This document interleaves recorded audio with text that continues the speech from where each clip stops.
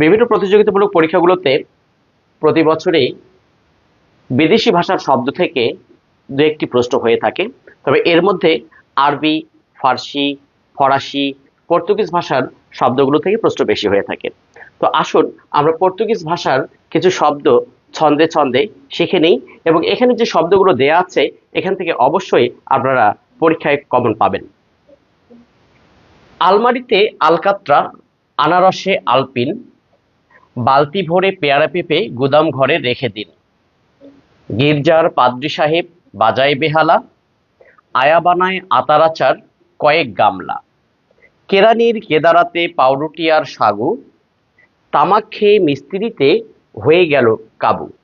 বন্দরেতে বোমার বোতল, নিলাম বোতাম ফিতা, চাবি ছাড়া পাউরুটি তোমরা পাবে কিতা। এবার আসুন আমরা এখানে দেখি যে কোন কোন শব্দগুলো পর্তুগিজ ভাষার। এই ছড়ার মধ্যে বেশিরভাগ শব্দই পর্তুগিজ ভাষার শব্দ। যেমন এখানে আলমারি, আলকাত্রা, আনারস, আলপিন, বালতি, পেয়ারা, পেঁপে, গুদাম, গির্জা, পাদ্রী, বেহালা, আয়া,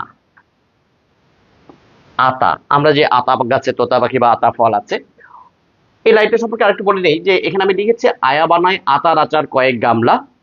আপনারা আতার আচার খেয়েছেন কিনা জানি না, তবে আমি ছড়া তৈরি করতে গিয়ে পর্তুগিজ ভাষায় এর চেয়ে ভালো কোনো ফল আর পাইনি, তাই আতা দিয়েই আচার বানিয়ে দিয়েছি।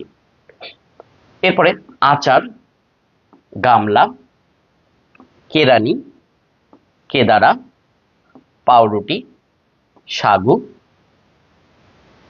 তামাক, মিস্ত্রি, বন্দর।